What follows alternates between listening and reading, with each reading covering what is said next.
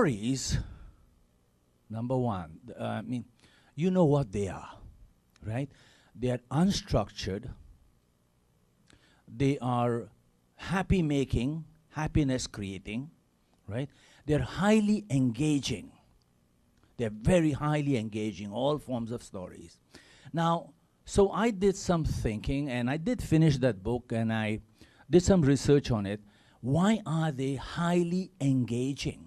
Why are they highly happiness-creating? Why do they engross us so much? Here's the deal. Because they're unstructured. They're unstructured. That means you can start a story from anywhere. Yeah? You see thousands of movies in a year. They start from anywhere. You pick up a book. Yeah, maybe it seems to start like from once upon a time or many, many years ago. But that's not the truth anymore. Stories start from anywhere. Creative thinking starts from anywhere, no? So because they start from anywhere, our brain, which is a whole brain.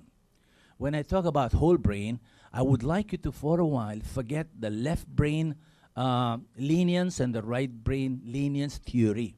I want you to forget that for a while. No? Whole brain likes things that are open-ended, things that are playful, things that it needs to participate in while it is being shared. While the left brain, where we do digital, point-based, bullet point-based stuff, that's difficult, it's stressful. So when you use the whole brain, it becomes less stressful, more playful, and therefore more engaging. That's the first aspect of storytelling. That's why they're important. Now, since they are so easy, since they are so happiness-creating, since they are easy to adapt to stick to participate with, we've been living with them ever since we were babies. Ever since we were babies. Now, sir, can you send that blessing that you were fixing for me outside? I confess, I told them the truth. So, ever since we were babies. Now, I was fortunate enough to listen to a gentleman called William Yap or something from Unilab. He's the COO, no? And he claimed, and it kind of, lighted up a bulb on my head. He claimed that the baby's crucial years or his crucial time are the first 1,000 days. And it doesn't, those 1,000 days do not start the day he is born. Those 1,000 days start the day the man or the woman decides or chooses or looks at that man, or the man looks at the woman and says, that man or that woman is good enough to be the parent of my offspring. That's when it starts. You with me? So if you look around here and you find somebody interesting enough to procreate with, that means your baby will be born on that minute. Cross my heart. Cross my heart and ask any of these people. I know you guys are now into energy and stuff and quantum science. Ask any of these people, because our life doesn't begin the day we are born. It begins long time before that.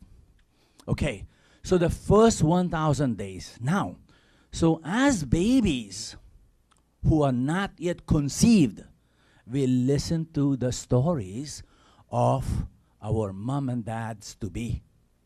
We listen to their conversations.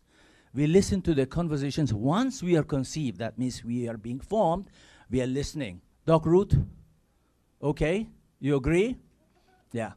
Now, because we listen to those cuentos from the time we are born, from the time we are conceived, imagined, or desired to be kissed between the male and the female, all those stories put across a point, put across a message, put across a truth. And these points, these messages, these truths become your belief system, become your values. Now, are you with me? Yeah?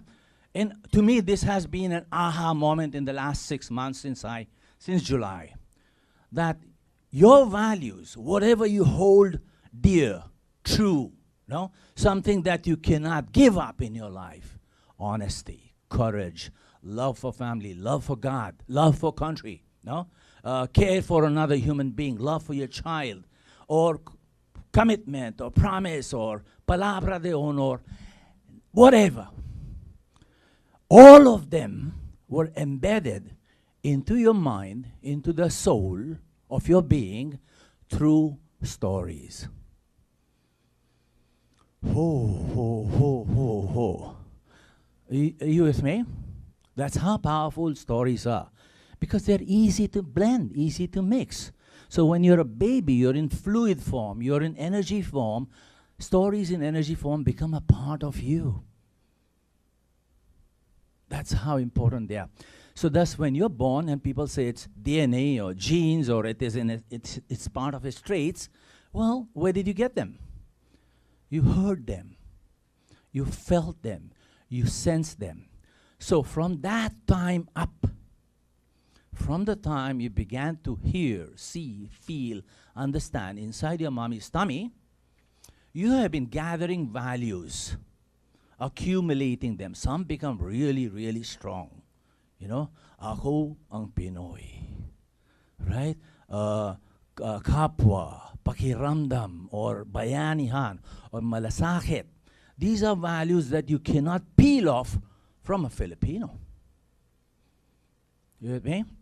So that's how powerful stories are, and that's how simple they are to embed into the mind of any human being or any human system. When I say human system, I mean a business setup, an organization, a community, a barangay, a country, or this whole truly rich club. Yeah? So your stories have been building, and that's how easily it can be embedded. Now, think of this. If that is the truth, that means you can change or impact the mind of an individual from the time he's born, or even when he's grown up. It doesn't stop, by the way. You might think that, okay, stories impact me when I'm a baby. No, stories impact you every single day, all the time. While walking on the streets, or watching TV, while looking at your mobile, Viber, WhatsApp, or what have you, or Pinterest, kwentuhan yan lahat. And it's changing you every single day. Now, that's powerful. That's extremely powerful. So since July, since you last heard me at the Heritage Club, I have been collaborating with a friend of mine, a guy named Balasi-Sullivan, and he's a change agent. He's one of the guys, he's one of the top 100 change agents, he claims, in the world. And he's been close to people who started the concept, the theory of leadership. One of them was a guy called Warren Bennis. No? So, and we've been talking about how to create change in organizations. But I realized that you can't just, I mean, the same principles they use in creating change in larger organizations, you can do that for small communities, for individuals too. So, here I am now. That's the value of what I bring to this evening. And you want to ask me, so that's the why. That's the why, values and truth. No? You want to ask me, Raju, now, how do we do this? How do we leverage upon this? How do we maximize this power that lies hidden within cuentos? Yeah? I grew up on Aesop's fables. I grew up on children's bedtime stories, which were, of course, ripped off from the Bible. I grew up on the classics, you know, the Odysseys, etc., Jason and the blah, blah. I grew up on them. I grew up in a library. I was fortunate enough because right next to my poor one-room shanty that my family lived in, there was a large library, and I used to spend hours and hours of my summer doing nothing but sitting in the library and pulling out large books and reading them for free. So I was blessed, and I think I'm blessed every single day, even now. So, how do they serve? So, you want to change another human being.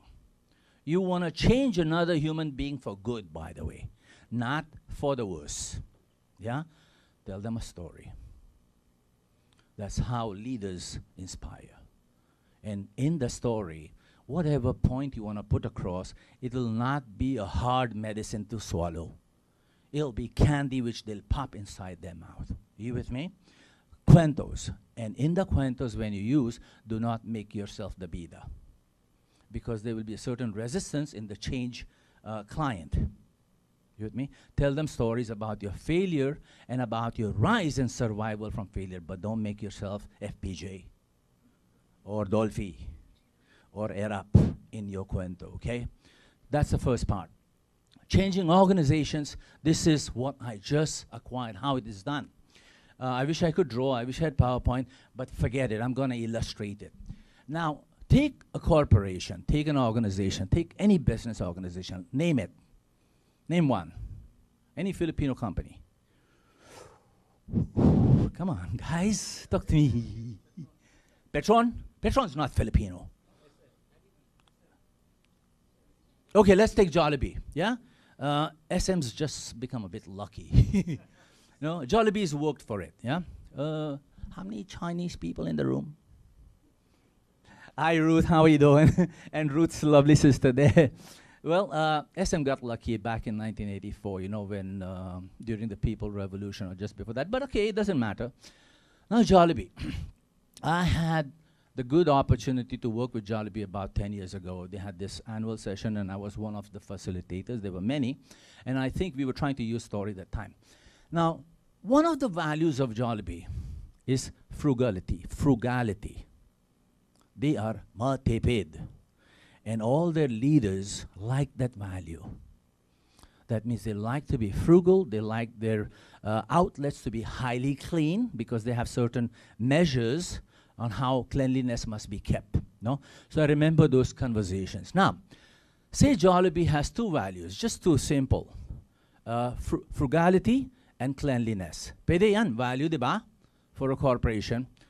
Now, how do they use it? So what they do, they take those values. These are values espoused, desired by the Jollibee Corporation, by the Jollibee leadership, by the Jollibee management, by the whole Jollibee stakeholders, including you, their customers. Cleanliness and matipid, right? Now, those are the standards they want to achieve, right? Now, all of you run businesses, and you know that the standards you set for yourself, you don't achieve them every day. Yes? Yeah? You set a goal, you set your benchmarks, etc. You don't reach them every day. Not all your people jump that bar every day. Tama? Some jump nicely. Yeah? A good few of them jump properly. Some of them bump into the bar. Some of them slide under the bar. Am I right? You create a benchmark. Some hop over, some catapult over, some bump into it, and some slide under. Yes, that means those values or those standards that we espouse, we don't achieve them every day. Correct?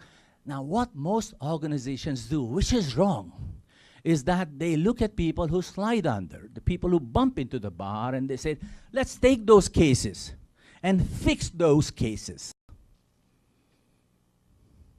Let's take those cases and let's fix those cases. Let's do problem solving. It doesn't work, because when you take failure in your organization, failure by any individual, and you highlight it and you beat around the bush with it and you talk about it, you expound upon it every single day, it demotivates them. So good change agents, what they do, they take those people who hopped the bar. They catapulted over the bar. Some did it properly. They take those average performances and above average performances every single day, and they said, hey, Mike, how did you do that? Tell us about it. Hey, Pedro, come on, tell us about it. How are you? How do you keep your toilets so clean at Jollibee? Hey, Susan, how do you manage your funding, your expenses, your resources so well that every single day, even though sales are low, your profits are high? You have no wastage, no throwaways, your customers are happy, they buy more. What is it that they do? Now, that's the strategy. So they collect those stories again and again and again and again. They pick them up, they capsulate them, and then they feed them back into the organization.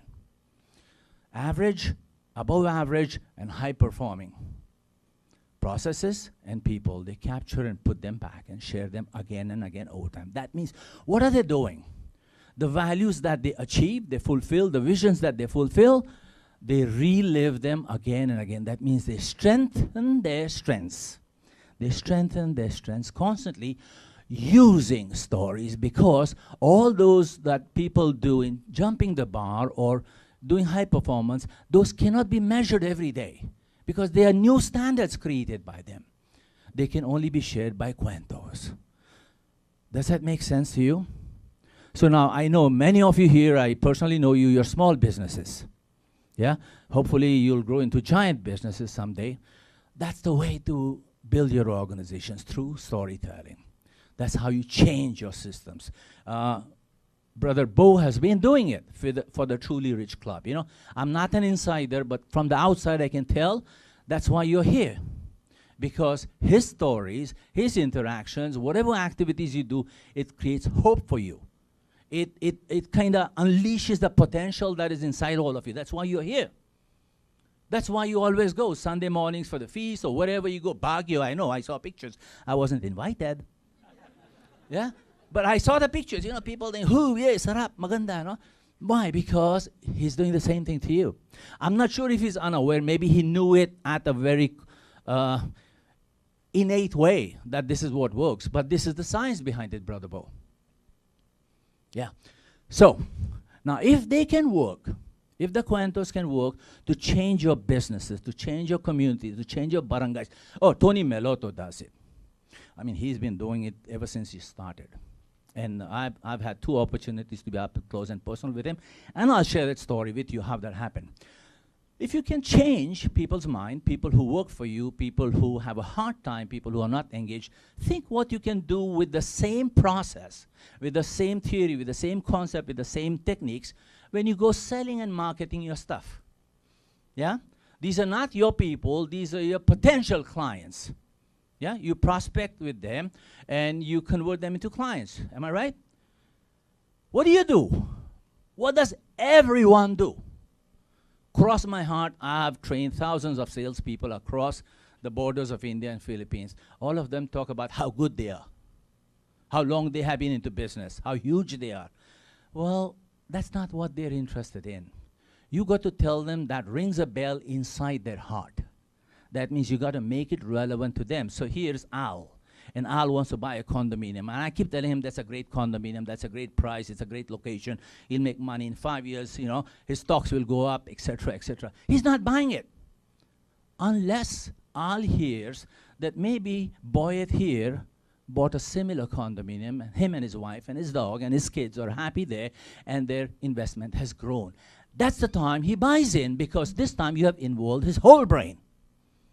Are you with me? You've not only involved his whole brain, you have involved his values, his deep-seated values of happiness, of family, of kids, right? He's not concerned about the money or the loss of it or the failure of his investment. He's not. He is happy to do what his best friend has done because he knows their values match. Are you with me? So in selling or in marketing, they use this powerfully. Go to any media personnel, any media group, go to Campaigns and Gray, go to DDM, go to the English honcho in Salcedo Village, the guy who wins awards every year, the British guy. What do? They all pick up these stories and they multiply these stories again and again to make their brand popular, to make their business popular. Jollibee does it. Jollibee hires good thinkers to do this, but they do it in a very covert way. They're not telling you what they're doing. They're influencing you. They're impacting your mind at the deepest possible level. Making sense? Making you happy or scaring the bananas out of you? No? This is, I'm telling you, I've hit a gold mine when I figured this out. No? Obviously, if you can change organizations, if you can sell well, you can also change people's mind. You can inspire them. That's the power. What do leaders do? Take any leader. Even GMA tried it several years ago. She tried to bring some kids on stage during her Sona, and she tried to make a cuento. It didn't work. You know? You have to tell the story from the deepest part of your soul. Yeah? What was his name? The guy who ran against Obama. The guy who lost to Obama. not Hillary, a guy. He was using a character he created in a fictional story called Joe the Plumber. I don't remember his name. Nice, handsome-looking man like Harrison Ford kind of a guy, but he lost. No, stories have to be true. They have to be good. They have to be honest. They have to be authentic. They have to be relevant to the people you are sharing the story with. They need to attach quickly. They should never be a lie, because then you will have turned away your audience, your client, your people away from you at the deepest core level. Yeah? So if somebody tells you a lie in a story form, your husband, your wife, your spouse, or your girlfriend, or your business partner, what happens to you? You turn away for life. Yeah? You turn away for life. Because where does change occur? Where does massive change occur? It does not occur on the surface. It occurs in the iceberg, at the bottom, at the root of it, under the water, where the roots of the iceberg are. That's where change occurs. And if you cheat that part, boy, it's not going to turn around the iceberg anymore. Okay. So, makes sense? I don't know how much time I've gone. Did I do my 60 minutes already? Not yet, nah? Okay, so looks like I've done about 40 minutes or 30 minutes. I've lost time. So I want to give you the structure part I shared at the heritage, I mean, how you do it.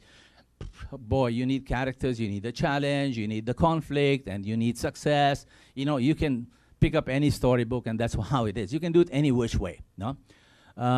But your characters have to be interesting, your conflict has to be challenging, and it has to succeed, it has to put across a point. That's the structure. You can restructure it anywhere. Two things. One, on social media, how you use it. Two, how did Lopez and a group called Fonterra use it? Now, anybody here from Lopez? Group of companies? Small businesses tayo, di ba? Wala tayong big businesses. Nobody here from Jollibee? SM. I love it, Okay, here's what the Lopez group did. Sometime in the mid-90s, they realized that they were growing too big, and their founders, their leaders, Henny, was growing old, and he was the inspiration of the Lopez group. They said, how do we have the same gusto, the same gung-ho-ness in Lopez that we had in the previous decades when our leaders were strong and young, so that family. So they said, you know what? We were a good company. We are still a good company, but somehow I think we are losing a handle on things because they're changing so fast. In the last 2 decades, things have changed massively for everyone, no? So the old companies, the old corporations who could not ride the bandwagon, they were challenged. So their communication department, they said, you know what, let's bring back the stories of the past. The leaders whose values were caring for the people, or honesty, or commitment, or innovation, or creativity, when they were doing it, when their businesses were starting, let's get those stories and let's plug them through social media. And not only plug them, but have the main characters in the story tell them through social media.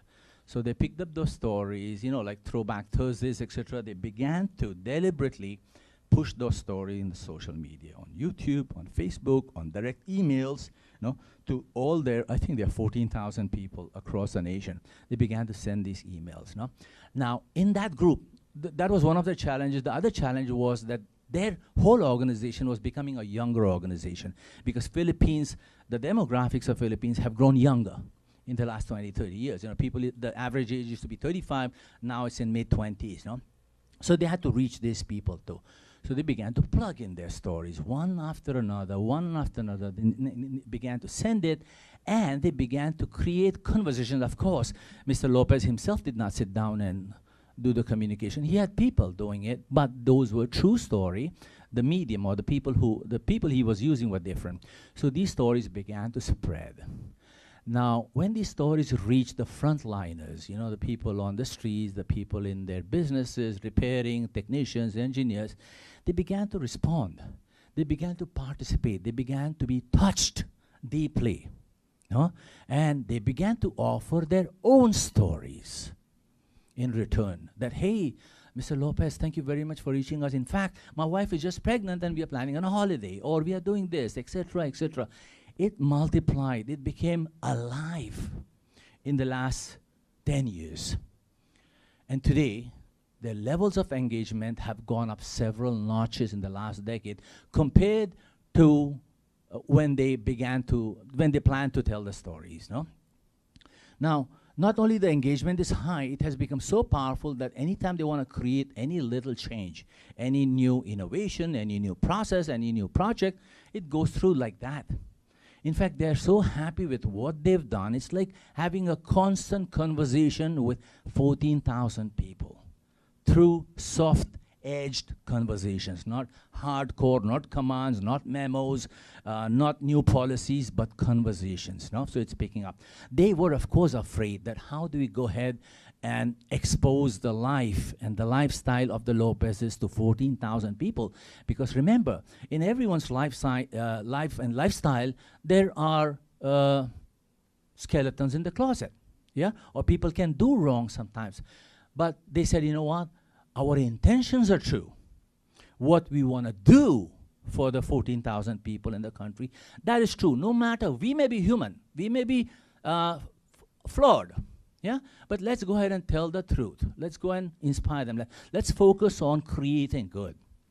It has been successful, and they're proud of it today. So there you go, ladies and gentlemen. The why of stories, the how of story, the examples of stories, the structure I leave you. This is just a digital desktop copy from that conversation last July. Yeah, there's a lot more in it, and it's written in a fun form, and it's written in a way as if I made it really creative, as in like hand-drawn sketches inside, so it's easier. It's not available locally yet because I don't have the money to print it. So I published it on Amazon. It's only $7.95. So there we go. So that's how to do it.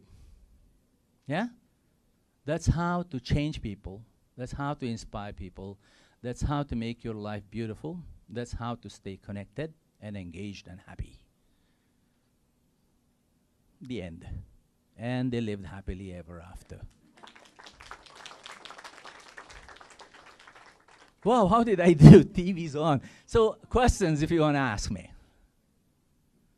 I hope I made sense. You know, I hope I didn't go too fast. I wasn't too excited. I was excited, I know. But was I too excited for you to miss the whole train? No naman? Okay ba? Okay, so ask me a couple of questions. Challenge my theories. Challenge my paradigms, you know. Make it relevant to you. Yeah, make it relevant to your small businesses, because I know most of you are small businesses. Ask me how. Come on, I have about 10 more minutes before the dean comes and shoots me down. Or, Sir Ed, are you coming up next? Yeah. Okay. Ask me questions. Yes, sir. The story doesn't have to be in the past. I mean, the story can also be where you want to go, and so you have a story. Great question. Great question. Is that a question on everyone's mind? Yeah? I would like to put the mic down. Ditas, could you hold the mic? Because I can use my hands, you know. Here you go. Looks pretty bad. So here's the deal, Sir Al. Stories from the past are about the values you have lived. They provide you with strength and inspiration. Yeah? And you want to go where? You want to go up north into the future, right? So these stories will be your push power. Are you with me? Now, visions, which people like Tony Melotto and Brother Bo make or create for you, those are stories into the future, far into the future. Those are visuals, images, painted pictures, no? Those draw you. They pull you towards them. So you can create stories of hope. You can dream up stories. I have a dream.